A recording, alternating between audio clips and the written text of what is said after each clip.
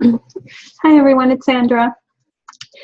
Just wanted to touch base and update you now that I've had my surgery. I had my surgery Monday, so tomorrow it'll be 7 days. I guess I really didn't feel up to coming on and talking about what I was going through or the treatments that I have been using, but I would like to share that with you. If I can reach as many people as possible to help them on their healing journey, I like to do that.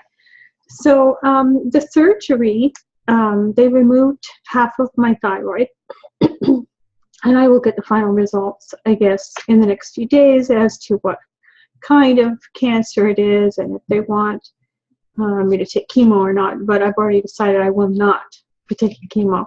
There's there's a plethora of cures for cancer out there, and now that that particular spot is removed, I am going to be continuing on with a very strong protocol in case it's somewhere else in my body, and also to make sure it doesn't come back. Thankfully, I already have a great diet. My daughter is hypothyroid, so she's on a paleo diet, so I'm following that as well, and it'll be good for both of us. And now that I've had half my thyroid removed, it looks like I may be hypothyroid now too, but I'm hoping that what's left, the piece that's left, is going to kick in and I'm not going to need to go on those thyroid hormones. It's actually, I've managed to normal out my daughter's hypothyroid. Her Hashimoto's antibodies have gone down and are practically non-existent now. The naturopath had given her Rhamenia complex by iHerb and Boswellia complex by iHerb, and that has significantly helped her with her hypothyroid. What I also did was I used soda magnetic pulsar. And by the way, any information that I give you here today, I am not a doctor, I'm not a professional, I am by no means giving you any medical advice whatsoever. What I am doing is giving you the benefit of my experience and what I've done and what has worked for me. And that's it. As always, consult with your doctor. One of the symptoms after the surgery, of course, is feeling like you have this phlegm in your throat because of these tubes that are down your throat, and it does ache a little bit to talk too much, which I am starting to see now. I don't think I've done this much talking in the past week. But anyways, okay, on with the hypothyroid. Okay, so my daughter's thyroid has normaled out. So now I'm going to focus on normaling out mine. It's funny because here I was, working on my daughter's thyroid, not even knowing I even had a problem with mine. So anyways, okay, so the treatments.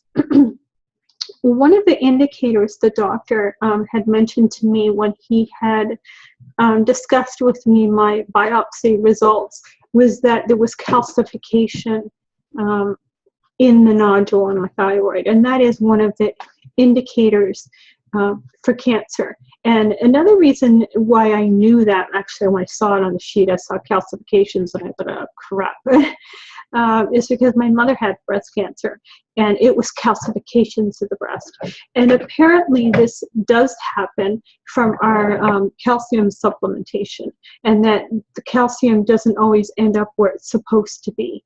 And since my research has shown me that if you take K2 with the calcium and magnesium and all the supplements, which I take from my bones, that the K2 helps the calcium go where it's supposed to be. So I got back on Google and started researching and found that essential oil by, I use Young Living because they are the only ones that are certified to be ingested. So lemon oil, I put lemon oil in my green tea 3 or 4 times a day. I put 1 or 2 drops of lemon oil. It's organic, 100% pure lemon oil, and you have to make sure it is therapeutic 100% pure, or just don't ingest it, don't take it unless you're 100% sure. So I use Young Living oils, and I put the lemon oil in my green tea every day, and lemon oil has been shown to remove calcifications in your body as well. So my idea with that was, if it's happening anywhere else in my body, like it did in my mother's body, I'm going to continue to take this lemon oil, which will decalcify the calcium deposits in my body. And so I did that. I also did the soda pulsar as well. I put the south side on my daughter's thyroid, as that is to activate an underactive thyroid. I put the north facing side on my thyroid, where the cancer is. And so I've been just hitting it at all ends for the last 30 days. I've also started the Rick Simpson protocol. And I started that about 3 weeks before my surgery. So I'm, anxiously awaiting the results of the biopsy, where they actually take the cross section of it and tell me what it is and what it isn't.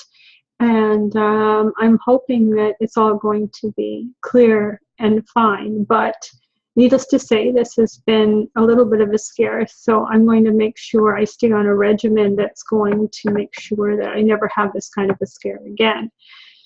So yes, I'm getting tired of talking. I'm going to stop for now. But if anyone has any questions about what I'm doing, I'm currently also looking into GCMAF therapy, which is another cure and immune booster that is not well known yet. It's expensive, but from what I have read, it works quite well.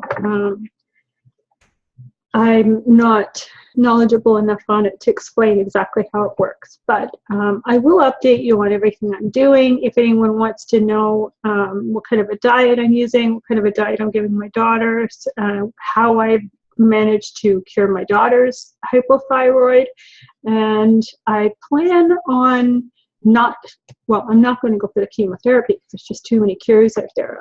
The Rick Simpson oil, I got myself up to the required dosage of 1 gram a day. And there's 3 different ways of taking the Rick Simpson oil. There's the orally in the capsules. You start off with a small amount. The dosage is actually on the Rick Simpson website, which is phoenixtears.ca. Orally, vaping, and you can do them as suppositories as well. And a lot of people find that they can increase their dosage quicker using the suppository method, because they don't feel the high feeling as well. And I have also found that as well in my case. But I am going to go on a 60-day regimen with the Rick Simpson oil. In case it's anywhere else in my body, I want to make sure that I hit this right on. And don't plan on ever having it show up anywhere else. I'm going to do follow-up videos to show you what I'm doing. Also, what I did was I went to the health food store and spoke to the naturopath there, and she advised me to take arnica, those little tiny white little homeopathic tubes with the little white globules. She told me to take 5 of those 3 times a day under my tongue, before the surgery and after the surgery, and I have done that. And I have to say, I firmly believe that that is what has brought me through with such flying colors. I mean, I did the surgery. I never had to take 1 aspirin, 1 Tylenol, or 1 painkiller throughout my whole surgery.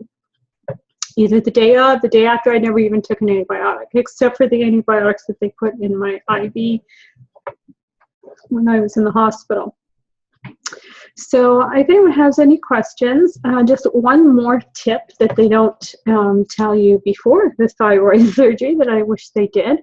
For those of us who are a little, have a little, let's say, how do I say this? For the women who require sports bras, who may have a little more than the average person, I would strongly suggest wearing it right after surgery. I wish I had been given this advice after my surgery, because the weight pulls down on the incision, and it hurts. It's pressure. Whereas if you have everything lifted up, you're not going to get that pulling on your neck. I wish someone had told me that days ago. And I just read it, and you know, I was wondering, geez, you know, this aches. And then when I went and tried one on later, and I thought, oh, that's better.